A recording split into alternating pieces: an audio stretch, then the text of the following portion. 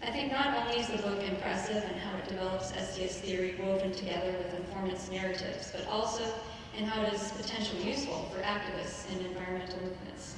So you can hear more about the, I had limited time too, so you can hear more about the book and the conversations it provokes in an Author Meets Critics session tomorrow morning. And in the meantime, please join me in congratulating Tim Choi for winning this year's Rachel Carson Prize.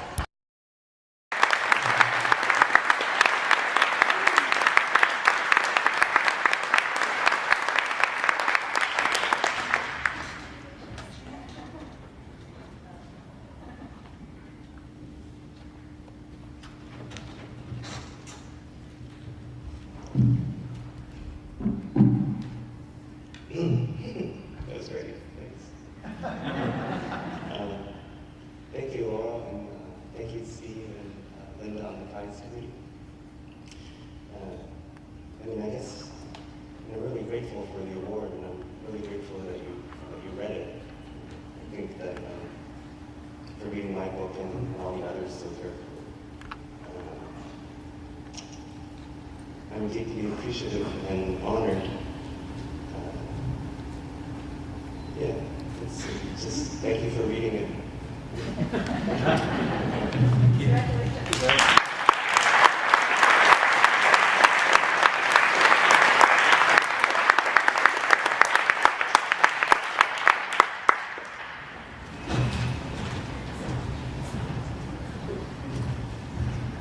Okay, that's short and sweet.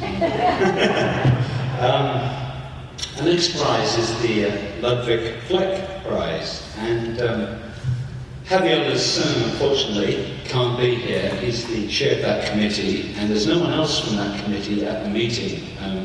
Maria Age de la Bellicosa and Natasha Myers are not there either. So they've asked me to read the citation, so Javier sent this to me. So I'm going to make no effort to impersonate Javier. You know Javier, he's way up here.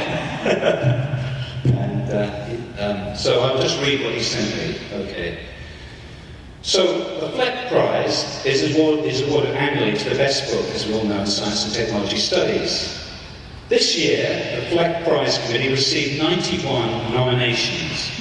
Many of these books were works of great quality, some of which have already made a substantial contribution to our field. There was, however, a book that was out of the ordinary, a book that stood out and can be considered an event in its own right. The 2013 Fleck Prize goes to the Belgian philosopher Isabelle Stengers, the English edition of her work, Cosmopolitics, Volumes 1 and 2. Now, this is the first time a book not originally published in English receives the Fleck Prize. It is also an unusual and somewhat delayed choice, in that the book was first written in the late 1990s. The award thus reflects and acknowledges some of the transnational currents of thought that inform our field, as well as the slow, sometimes subterranean processes of intellectual nourishment that propel STS. Some of us also got books out there a long time ago. We're hoping they're going to subterranean.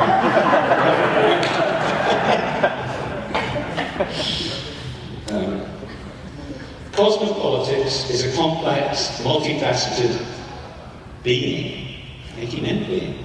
The book connects familiar discussions in science and technology studies with an original philosophical perspective on scientific practice. It incarnates a deep understanding of the modern scientific ethos and develops a speculative proposal for rethinking knowledge, politics, and the relationship between different scientific practices and disciplines. Not least, the relationship between scientific practices and the social studies of science. Cosmopolitics is a challenging read and an unabashedly controversial book, yet controversial in a critical and friendly way. It has made its mark since its original publication in French, but its English edition has provoked and continues to provoke new and unusual conversations in STS. It is a work, most importantly, that is showing its power and relevance to the work of a new generation of STS scholars. Now, unfortunately, Isabelle Stengers is unable to come to San Diego to receive the prize. But fortunately, a very good friend of hers, well known to our STS community and also a Fleck laureate, has accepted going to Halley to impersonate her and receive the prize on her behalf. So please welcome Professor Donna Haraway to accept this award.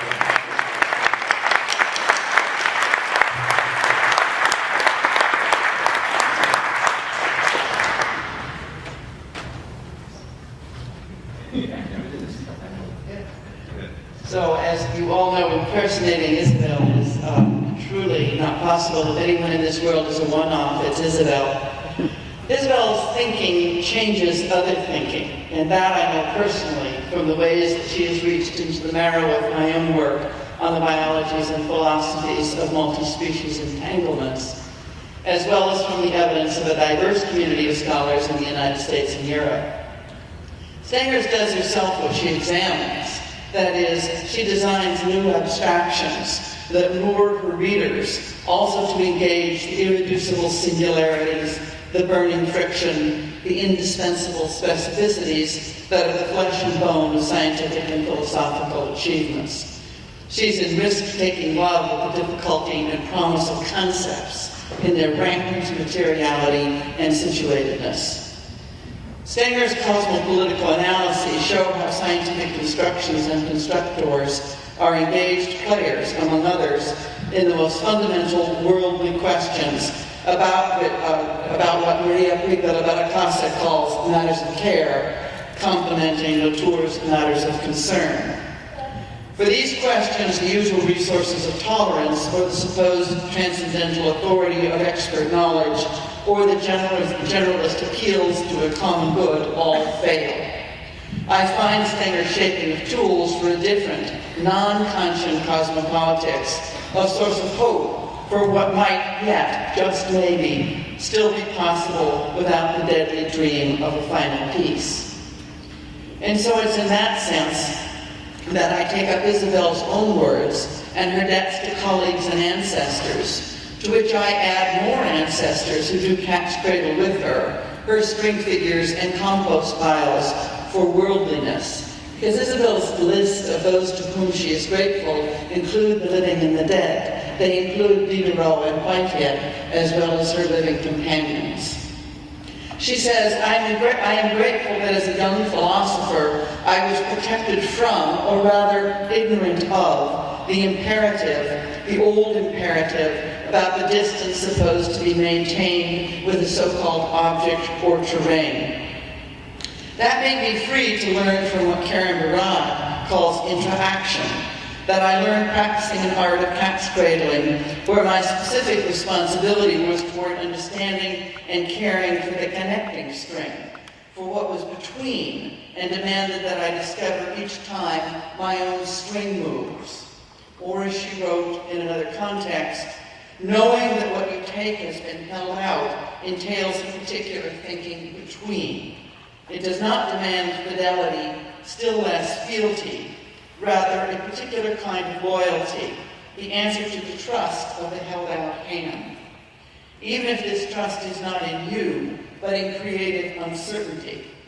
Even if the consequences and meaning of what has been done, thought, or written do not belong to you any more than they belong to the one you take the relay from. One way or another, the relay is now in your hands, together with the demand that you do not proceed with mechanical confidence. Close quote. So she says that her first step is toward those who made this learning both possible and necessary. Toward physicist Ilya Prigogine, the author of Order Out of Chaos with Isabel, with whom she studied as a very young philosopher, and she learned to resist, else she would have been devoured by his passion. She acknowledges the debt toward hypnotherapist Leon Chertok, who called on me to help him in his struggle against the way hypnosis was treated as a despised object in France, but in such a way that she felt no need to practice or experience hypnosis herself. Perhaps these were the sorts of moves that led Isabel to embrace the Wiccan U.S. eco-activist witch Starhawk, or to write in a very different mode with Philippe Pignard, capitalist sorcery.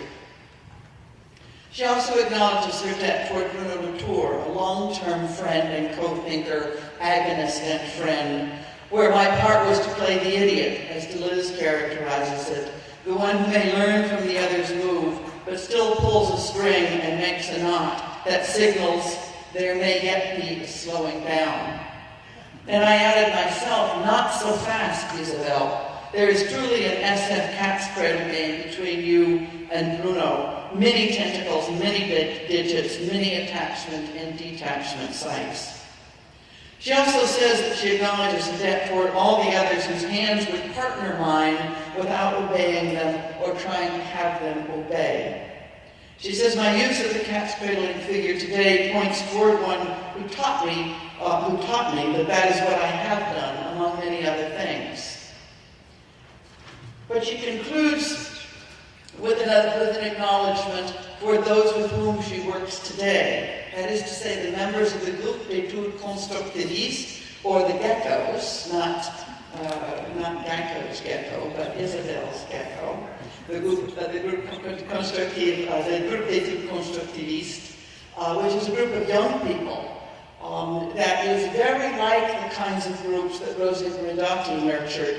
For example, the Next Generation, that itself was a kind of compost pile for Maria Pico Valacasa, who was Isabel's own PhD student, who loops back through and makes the heat that sustains us all. So Isabel finishes by saying, I am grateful that we have learned together how to spin strings among and around us, and to trust each other's pulling and relaying hands in the rather insalubrious environment of the knowledge economy, which is the university today.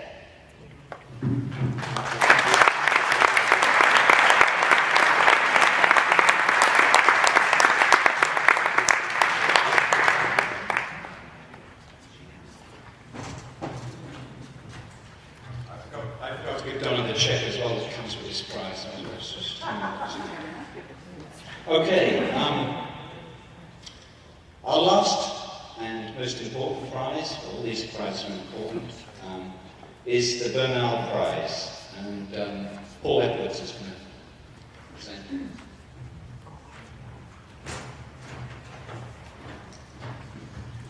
Well, this is a great pleasure on behalf of the Bernal Prize Committee, who included this year Judy Weissman, Evelyn Keller, and Trevor, as well as myself. This year's prize goes to Sandra Harding. Sandra Harding, unfortunately, is a philosopher. Sorry about that. It has to be said. Now, I actually, I'm very, very glad to be giving her this award. I want to say, first of all, that we have a very short time to say things about people, and I have compressed much of what I would have liked to say into just 4 minutes. I could now recite to you her entire CD, but that would take a long time. I want to really focus instead on what the content of her work has been about. So Sandra has pioneered, through a very long career, not only feminist science studies, but also anti-racist and post-colonial science studies. And it sounds like there were 80 people at her session on post-colonial science studies today, so that's a mark of the influence of that work. She taught for 2 decades at the University of Delaware. In 1996, she moved to UCLA, where she directed the UCLA Center for the Study of Women. She co-edited the journal Signs, Journal of Women in Culture and Society, from 2000 to 2005. She has taught at universities in Europe, Asia, and Central America, as well as in the United States. And she has lectured on 5 continents, consulted to UNESCO, the Pan American Health Organization, the UN Development Fund for Women, the UN Commission on Science and Technology for Development. And she is the author or editor of 15 books on special journal issues. So it's for those achievements that we are honoring her today, but not just for those. More importantly, we are honoring how her contributions changed and deepened the field of science studies. Foremost among her contributions are feminist and post-colonial standpoint theories. Her book, The Science Question in Feminism, appeared in 1986. And believe me, since I wanted to be a philosopher of science at that point, she made philosophy of science a lot more interesting. In that book, she laid out with enormous clarity the argument that gender shapes the way people perceive and interact with the world, even to the extent of shaping truth itself. Sandra famously and very controversially argued that rather than take physics as the gold standard for all of science, we should instead take the social sciences as the paradigm of inquiry, since they are engaged with gender, race, class, and other social categories, which, in her view, must be applied equally to the natural sciences and mathematics. As a historian, I can't resist pointing out that unlike most philosophers, Sandra has always been acutely sensitive to historical as well as to cultural difference. In her 1998 book, Is Science Multicultural?, she argued that both European expansion and modern science depended on the exploitation and absorption of local knowledges. And in her most recent monograph, Sciences from Below, subtitled Feminisms, Post-Colonialisms, and Modernities, in 2008, she pressed science studies to become even more controversial than it already is. She asked us to take two questions seriously. One is this: how do northern science and technology affect the peoples and cultures of the world's periphery? From Amazonian natives to the peoples of Tuvalu and the Maldives, those people and cultures are screaming for attention, not only to their political and territorial concerns, but to the uniqueness and irreplaceability of their ways of living and thinking. The other question regards the binary opposition of the modern, marked as rational, cultured, and/or male, and the traditional, often marked as natural, primitive, and/or female. How do science and technology studies implicitly borrow those ready-made markings, convenient for those of us soaked in their juices from birth, but analytically extremely problematic? Throughout her career, Sandra Harding has taken on some of the most difficult and controversial questions of our time, and she has stubbornly persisted in raising them against both direct opposition and its more insidious partner, the tendency to avoid the truly difficult and the uncomfortable. As one of the hundreds of graduate students who was marked by her work in my own career, it's a deep pleasure for me to award this honor, and I hope she's going to come up here and make us even more uncomfortable.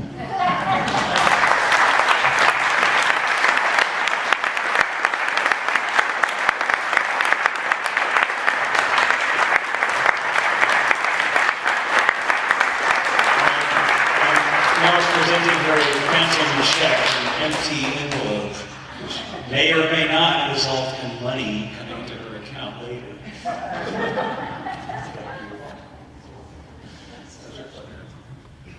Thank you so much. I am so honored by this. I want to thank first the Bernal Committee. When Paul called me from London in January, I thought it was a fake call. I couldn't believe what he was doing. It was wonderful. Secondly, I want to thank 4S for having been for many years a very welcoming home for me. I know that won't seem like a lot to you if I tell you I compare it to the Philosophy of Science Association, but unfortunately it's not a very high bar you've had to reach. It's been a great, great pleasure for me, and it's you all have changed my thinking in so many ways. Third, I'd like to thank the left tradition in science and technology studies and in science itself, to which Bernal made such significant contributions. And by the left tradition, I mean not only the Marxist and post-Marxist tendencies in science studies and in the sciences, but also feminist, decolonizing, anti-racist, and other such social movements with deep interest in science and technology, who long before some very significant 4S people beautifully articulated the principle that societies and their sciences co-produce and co-constitute each other, understood that racist societies will produce racist sciences, that provide resources for those racist societies, and so forth. And so this left tradition, I think, is one of the proudest, should be regarded as one of the proudest legacies that 4S can claim. Now I want to turn to this issue of you giving a prize to a philosopher, which has been mentioned already by several people.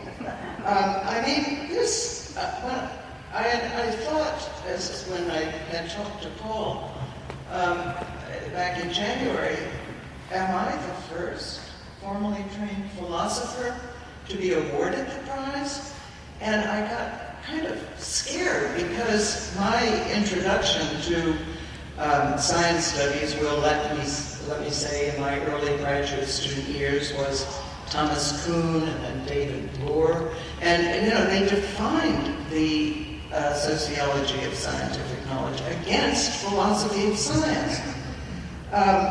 So on the one hand, it's true, I have always, in 35 plus years of university appointments, every one of those years, I've had either a joint appointment or a main appointment in a social science department.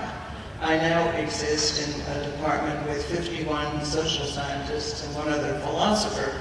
They all study education, but it's like living in the laboratory for me. I get to my colleagues, so I get to watch what my colleagues do, and this has been the case for many years. But on the other hand, my most beloved professor as a graduate student was my philosopher of science, and he had been a student of Carnap's, Rudolf Carnap's at the Vienna Circle. And on Carnap's birthday, every fall, we'd have a moment of silence in my philosophy of science class to commemorate Carnap's birth.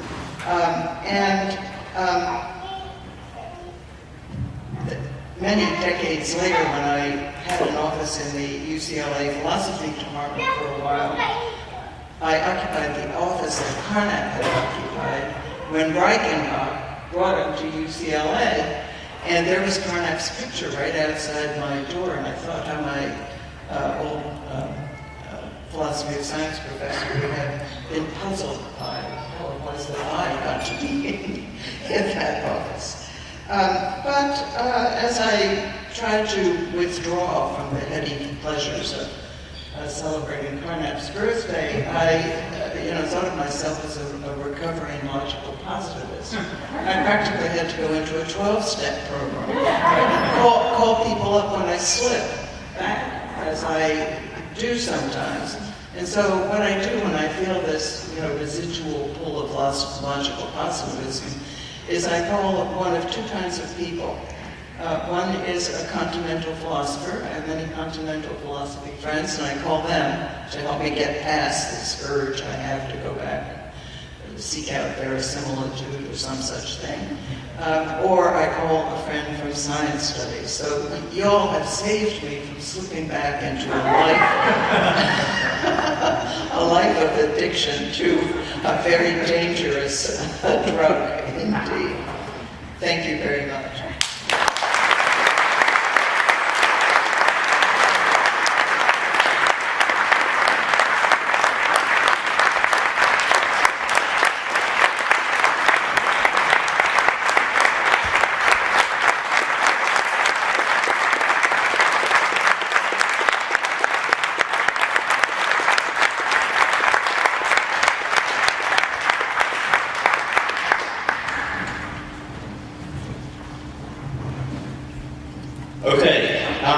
That formally ends the prize-giving part of the program. What we're going to move on to now, I've got an announcement, and I've got some words to say of thanks as well, and then we're going to move to the Buenos Aires meeting, and then Gary will take the platform as well.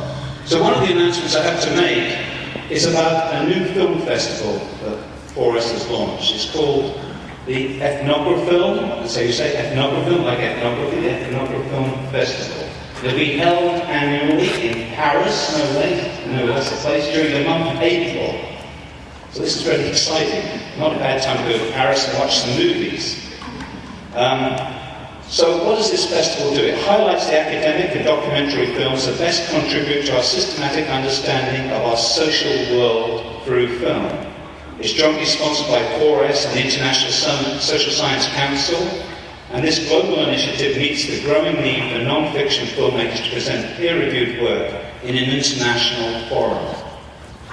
It solicits submissions in 4 categories: academic short, documentary short. Academic films are nothing more than those in which a scholar has a principal role, such as editor, director, or producer. And I have it on good authority, namely the director of this festival, Wes Schrum, that there are very few submissions in the short film category, that's under 10 minutes, and submissions are accepted through the end of the year. Now, there's one more thing about this festival, its location.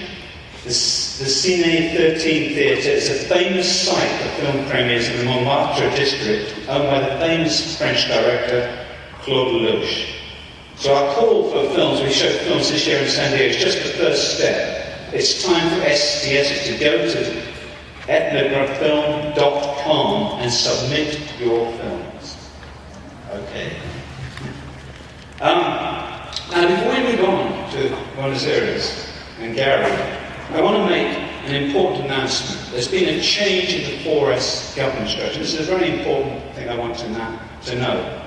At the council meeting, 4S decided we'd be appointing a new secretary and treasurer, 2 separate positions that Wes Schrum has combined in the past. And Wes will, we hope, move on to a new position in 4S as meetings planner.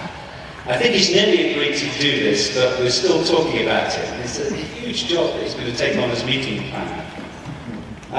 So this means that Wes will no longer be our secretary.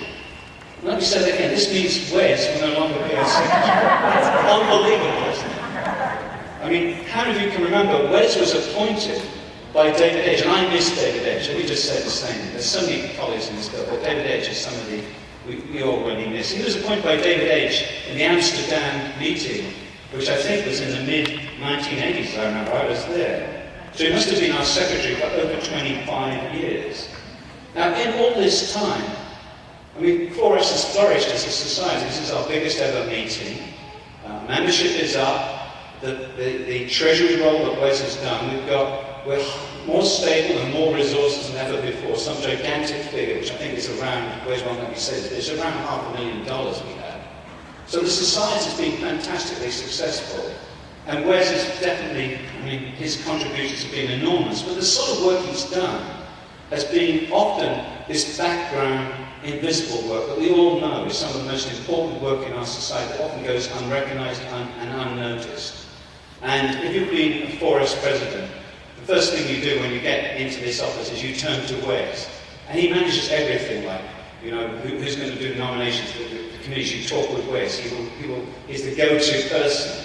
Having the plaques here, checks available, having the sound system. He's now just managed to set up, because we need a PowerPoint for showing some things.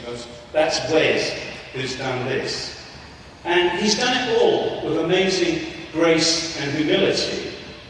His philosophy of life means that he will not accept a prize.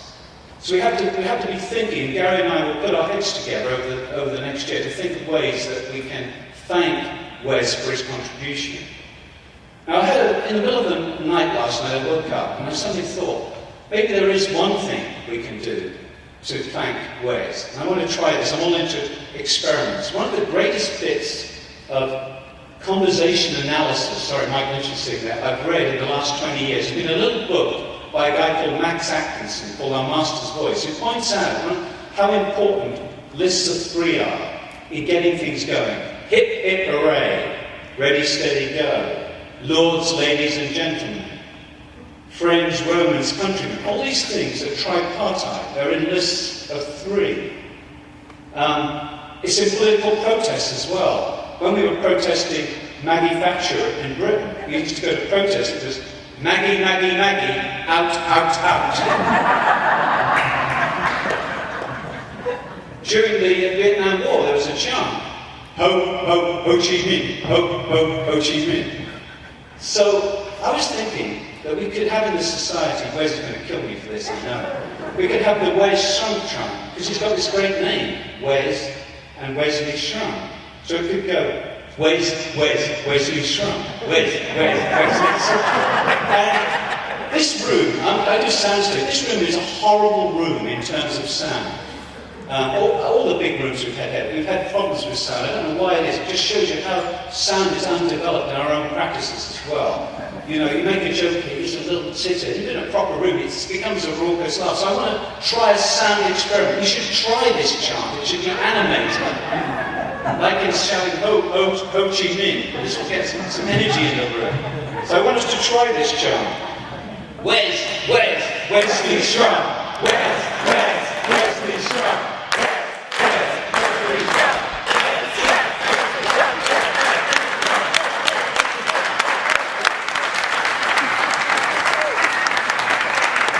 Sad I have to film my own chant. Okay, you can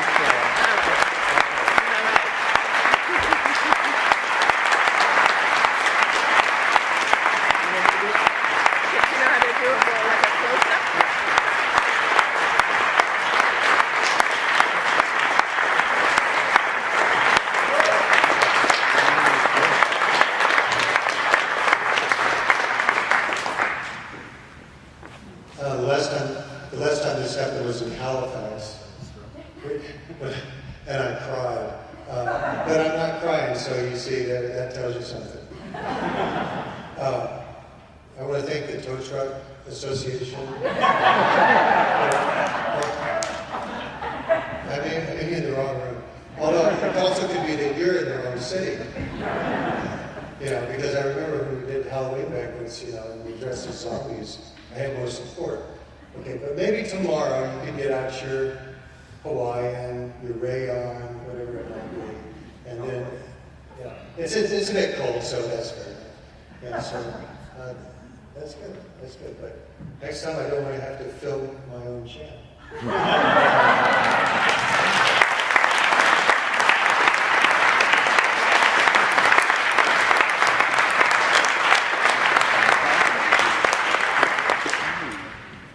Okay, so now we're moving on to the Buenos Aires to talk a little bit about that meeting. And I'd like to welcome here Pablo Creamer to the platform. I'm going to tell you a little few lines about who Pablo is, introduce him, and he will talk to you a little bit about the Buenos Aires meeting, and we'll move on to Gary. So he's a sociologist, and he's a PhD in STS from the Center STS, CNAM in Paris. He's a principal researcher at CONICET, National Council for Scientific Research in Argentina. He's director of the STS Center in Buenos Aires. He organized the first ever Latin American STS meeting in Buenos Aires in 1995, and he also organized the 7th meeting in 2010. And he created Societe, which is the Latin American Society for Social Studies of Science and Technology. He's also been engaged in a very important translation project, where he's translated some classic books like Leviathan and the Air Pump Changing Order, other books like that, into Spanish. He's also a notable author in his own right. I'll just mention a couple of his publications: Science and Periphery, Birth, Death and Resurrection of Molecular Biology. That was in 2010, and a title in 2009, which I love, Scientists Are Also Human Beings. So Pablo, welcome.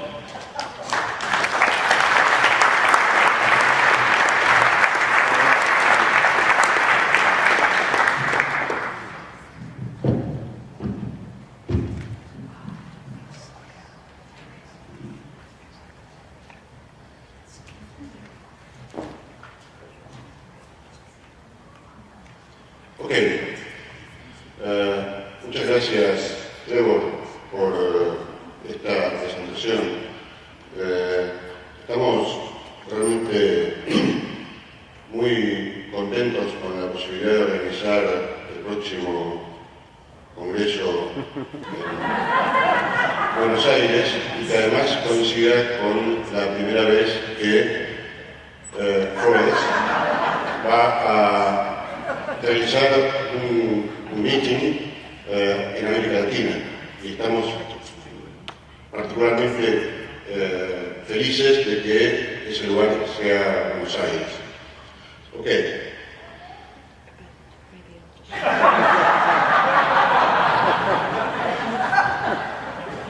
Como representante de su sitio, quiero transmitir que estamos muy felices de organizar por la primera vez la reunión conjunta con 4S. Estamos convencidos de que el evento va a ser muy útil, interesante y agradable. Y ese es el punto de partida para una colaboración más estreita entre las dos sociedades. So, what I said was very simple. As a representative of the society, I want to state that we're very happy to organize for the first time a joint meeting with Forest, and we are convinced it will be a very useful, interesting and enjoyable event. And that it may be, perhaps, the starting point for closer collaboration between our two societies. But do you know what a society is? I have just 2 points here, and the first one is this. Do you know what a society is? We don't know exactly, so perhaps it's worth to explain in a few words. So, the society is the Latin American Society for Social Studies of Science and Technology.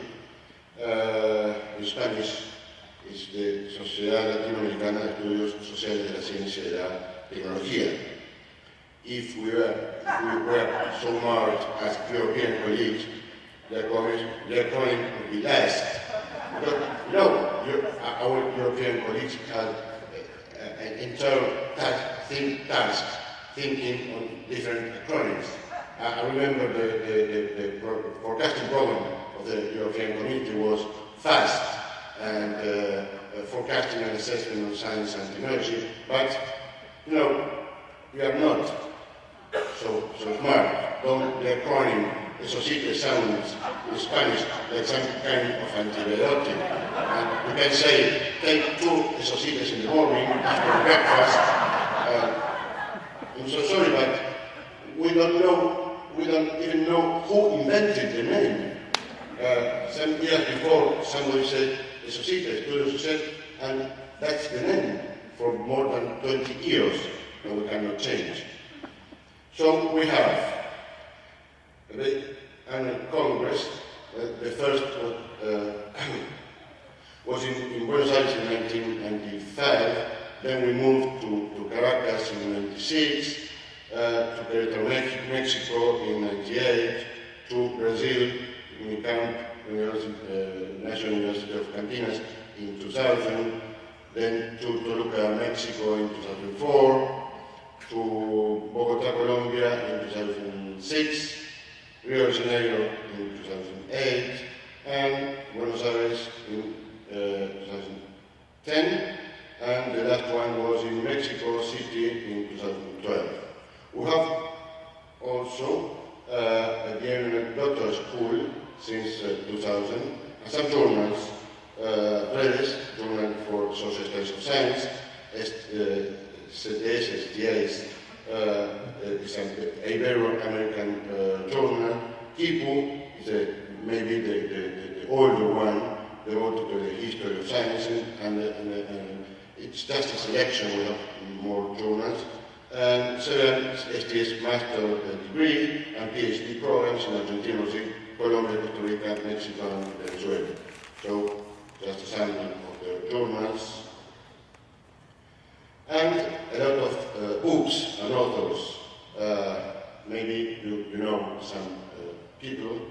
And we're working now on a handbook of Latin America STS that must be ready for the next meeting, and will not be ready, of course, because we are Latin American. And it will be maybe maybe we will have a digital version of the book, but the printed one will be just after the meeting, probably the day after. So this is a historical view of our meetings. This is not a huge number of participants, but it's growing, as you can see. And we have 4 generations of scholars. The first one started in the 60s and in the 70s with a strong trade-off between the questioning science as a capitalism issue, and on the other side, we have to protect science. Science we cannot question as our European and American colleagues are doing now, because science, natural American science is weak, and we can't go to the laboratories and say all this is just a construction, because it is too weak and we cannot attack the natural American science.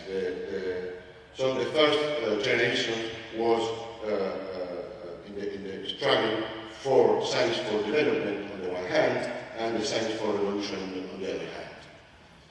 We can find a second generation. I can read, but I have 3. Can you read? Yeah. Three different trains. The scholars were training abroad, mainly in Europe and USA, and we have the first institutionalization STS institutes and programs, and the focus was mainly a political one, and the emergence of, as an important topic, of the centers and peripheral studies. That remains until today. In the third generation, it's mainly trained in local STS institutes and programs, and it's more concentrated with theoretical and methodological issues. And we are now a 4th generation that are trying to balance political concerns and academic accuracy. So, why is a joint meeting? Maybe to strengthen dialogues on local and global STS concerns, maybe to give more visibility to Latin American STS research. This is a very important concern for us, because usually we publish both in English and in Spanish, and obviously the most production is published in Spanish, and it is not really known in the rest of the world. So we think the joint meeting could be a good opportunity. And to bring to Latin American scholars and students the chance to interact with forest colleagues, it may be curious, because our students think that Bruno Latour and Sheila Jasanoff and Trevor Pinch are just literature and not real persons. So when we come to Buenos Aires or Sao Paulo or Caracas, and yes, Trevor exists, I was talking with him, it's not just another ghost writer of a paper, but so it would be a good opportunity to meet together in Buenos Aires and to break the myth. And maybe to bring to forest scholars and students the chance to interact with Latin American colleagues that are maybe unknown for you. And of course, why not, to spend a few days together in Buenos Aires. So, nos vemos el año próximo en Buenos Aires, la gente se encuentra el año próximo en Buenos Aires, and see you next year in Buenos Aires. And just before ending my presentation, and maybe Gary will talk about now, the joke with the languages is not hazardous, but it's an important topic of our joint meeting. We are trying to interact in several languages. Latin American has two main languages, Spanish and Portuguese. Even if most people speak and understand English, but we think that to interact in three languages and have a trilingual Congress will be also a goal to achieve. Thank you very much.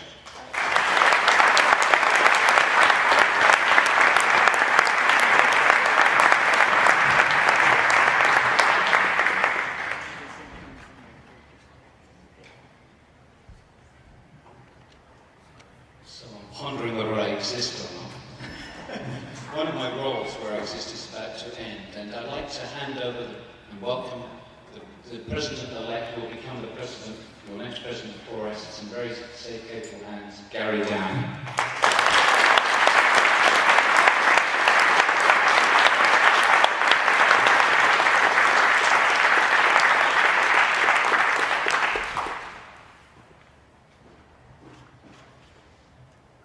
Thanks a lot. Evening. Did I just disconnect? No. Okay. I do have to say, my tune is David Inch. I do have to say that if you were at this meeting right now, you'd be watching a baseball game somewhere out on, and you'd be gathering people to watch with him. David loved baseball, stood and stayed up. Routinely would stay up all night to listen to the U.S. All year long, and especially this time of year. It was all about October and baseball. I have 4 things to ask of you. First, Trevor Pinch. Goldwin Smith Professor of Science and Technology Studies at Cornell University, with a distinguished record of scholarship in STS, extended most recently in co-editing the Oxford Handbook on Sound Studies, and some current collaborative research on creativity, innovation, and entrepreneurship. You may not know that Professor Pinch also broadcasts and webcasts the weekly radio show WebWatch through Radio France International. And then he contributes to the work of critical participation through advising the music technology startup ThinkPlay. And most likely through his work as a performing musician, especially given the names of these bands, Electric Golem and Atomic Forces. Under Trevor Pinch's leadership, 4S has turned a corner and is now forward-looking in entirely new ways. And it's not easy to redirect a ship that's this big. But among many things that have been accomplished under his leadership and through his facilitation, most notably, as he mentioned a few moments ago, Trevor smoothly and deftly completely restructured the governance organization for us. And this was brilliantly done. Trevor thoughtfully and has carefully launched us into the world of digital publications. And it's going to be interesting to see how we continue developing that. And a small but really significant change, you may not have even noticed, involves cleverly transforming a call for papers into calls for submissions. Because a bit of boundary work has been done. A small change that opens the doors and allows in different kinds of work, an expanded array of work. This is exemplary service by a truly great president. And while the name Westrom, I grant you, it's a good name, there ain't nothing like Trevor Pinch. Come on, throughout all of our career. I am holding a plaque. It says Society for Social Studies of Science, President, 2011-2013, Trevor Pinch. please join me in thanking and acknowledging.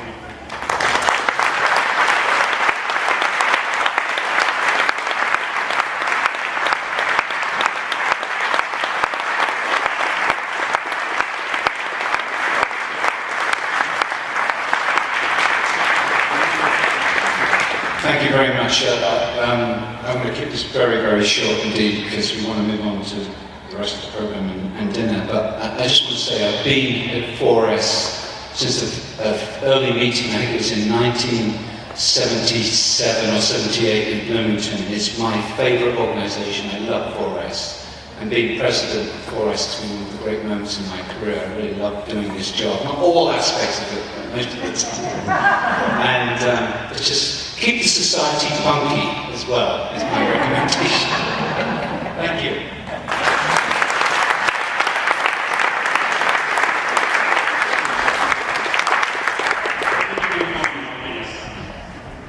Four things yesterday, elections. Okay, we scholars recognize one another by sharing work through citations, acknowledging one another, and so on. Running for elections is a bit weird.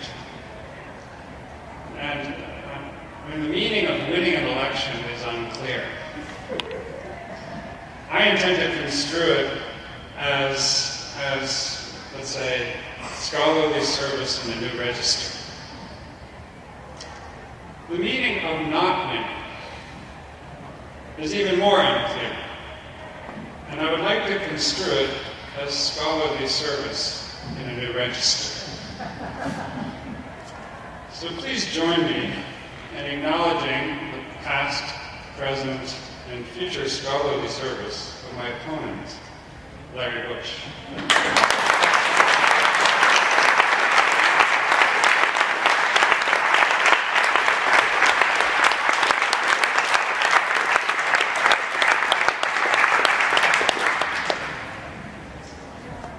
And please join me in acknowledging the past, present, and future scholarly service of all those in this room and elsewhere who have run for president or council and have not won.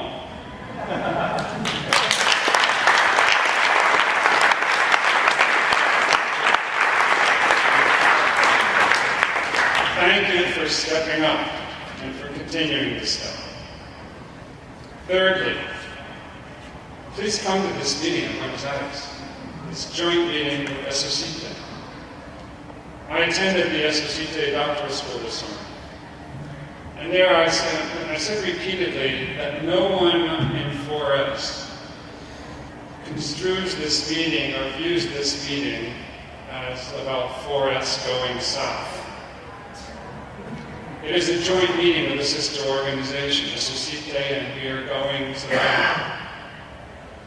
It will be 4S's most complex meeting organizationally, geographically, with as many as 5 different sites. Not far from one another, walking distance, but it's going to be complicated. And, as Pablo mentioned beautifully, linguistically, this is a trilingual meeting, and I've emphasized our commitment to making this genuinely a trilingual meeting.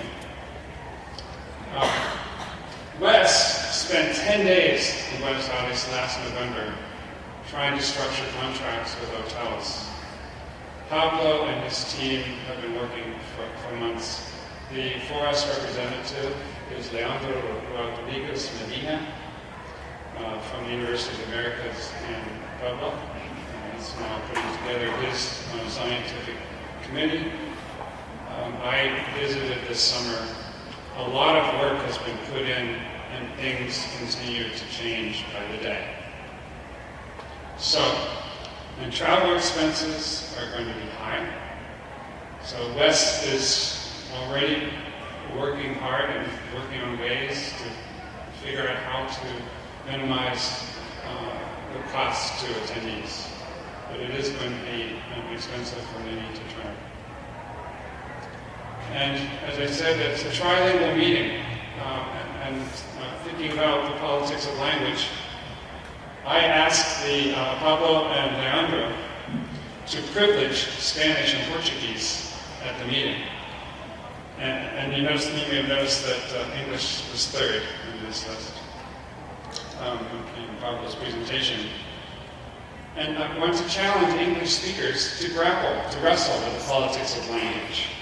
You may have seen this flyer that was given out at registration, listing the theme in English, contextualizing sciences and technologies, souths and norths. In Spanish, you can say nortes. You can't say sures. Doesn't mean anything. Contextualizando? Not so much. The infinitive contextualizar? Not so much. So the titling, the arranging, multiply this across 1,000 people, they have a lot of work on their hands. And I am inviting them to privilege Spanish and Portuguese. Leandro said you would kill me. I'm hoping not, because I think that we need to apply our developed abilities to developed experience in analyzing identity politics to ourselves. So please come, and please expect to perform a level of patience, a high level of patience that may exceed what you have performed in the past. It's an important meeting, and we're thrilled to be there. Lastly, so why are you here? Why are you contributing to STS in the first place? What is STS for? What are STS scholars for? At the presidential plenary next year in Buenos Aires, 24 speakers from SOCITE and 4S will be responding to these prompts in plenary presentations lasting 3 minutes each. Followed by a challenge to ask, why am I doing this? Followed by a challenge to all of us to go out afterwards to the reception, and it's going to be a reception. To go meet someone from the other society, introduce yourself, and find out more about them. It's a challenge, it's a responsibility. Please take it on. The theme of my presidency is critical participation, framed with those questions. In addition to research, writing, and publication, we STS scholars also make, and we do. And our situated making and our situated doing both makes differences in situated ways and produces new knowledge in important ways. So the question I've wrestled with for a long time, and there's a reason why I agreed to stand for this election, is built around the question, how might we continue expanding the sharing of knowledge and practices that take place before us in ways that can genuinely capture the full range of scholarly practices that command our daily attentions and our passions as STS scholars. I ask for your help, I ask for your ideas, and I look forward to working with many of you. Thanks very much.